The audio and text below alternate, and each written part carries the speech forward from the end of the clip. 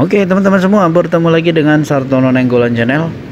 Kali ini kita ada terima servisan printer Epson LX310, dimana permasalahan printer ini terkadang macet dan hasil printer ataupun hasil cetak tidak maksimal. Sekarang kita akan tes untuk melihat kinerja daripada printer ini. Di awal bisa kita lihat headnya berjalan dengan normal.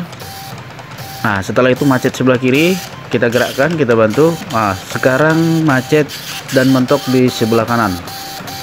Nah, terkadang bisa normal, terkadang juga macet. Dan sekarang ini total macet di sebelah kanan dan tidak bergerak lagi ke sebelah kiri.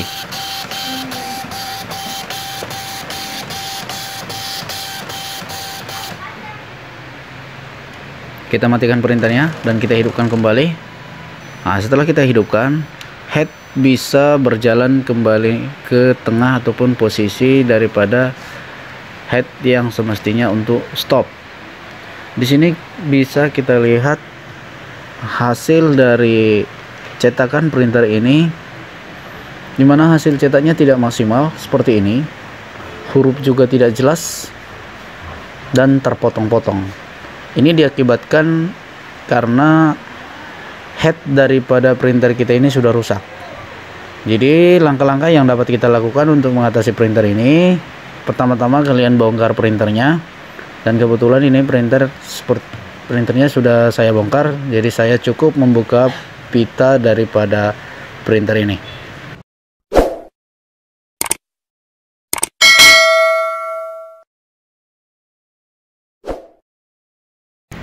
Oke, langkah pertama yang dapat kita lakukan untuk mengatasi printer ini, kita berikan pelumas ke besi as kerik daripada printer ini, dan kita bantu dorong menggunakan tangan. Kita bantu dorong bolak-balik kiri dan kanan seperti ini. Kita berikan ke besi as keriknya ya, ke besi as kerik. Nanti bisa kita lihat apa mungkin ini besi as kerik kotor ataupun kering, dan bisa juga berkarat. Dan untuk motor penggerak kerik juga kita berikan pelumas, tapi jangan terlalu banyak. Sekarang kita akan bantu untuk gerak kiri kanan.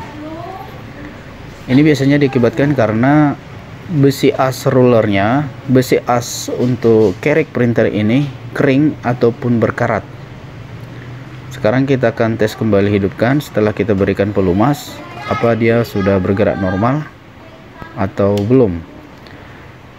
Karena biasanya permasalahan apabila head macet dan terkadang bisa bergerak kiri kanan, terkadang macet, itu biasanya diakibatkan karena besi as itu kering, ataupun bisa juga diakibatkan permasalahan karena dinamo yang sudah mulai aus. Seperti inilah hasil daripada printernya yang buram ataupun tidak normal ya. Sekarang langkah yang kedua yaitu dengan mengganti dengan head yang baru. Head printer ini kita akan ganti dengan head yang baru. Pertama-tama teman buka pitanya, setelah itu buka headnya, yaitu dengan membuka mur dari sebelah atas seperti ini. Kemudian tarik perlahan ke atas. Setelah itu cabut kabel data ataupun kabel fleksibelnya,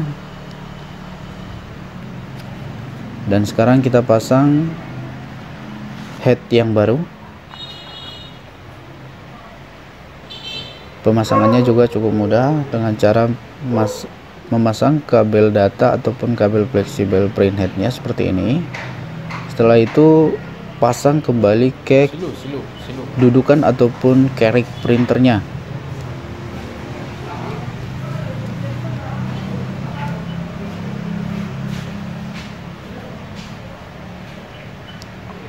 Setelah itu kalian baut kembali dari atas, karena head printer ini hanya menggunakan satu baut.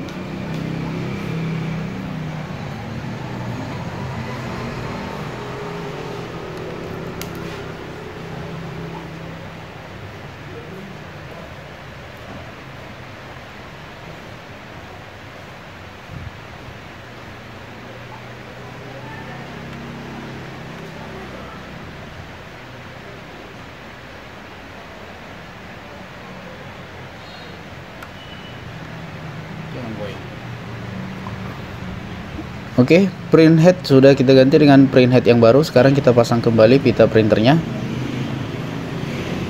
Kita akan tes untuk melihat hasilnya, apakah print headnya masih macet dan apakah mungkin hasil cetaknya masih tidak maksimal.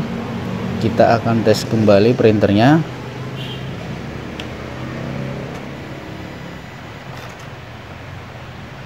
Ini kelihatan sepertinya print head sudah tidak macet lagi ya. Sekarang kita akan tes untuk melihat hasil cetak dan pergerakan daripada print head.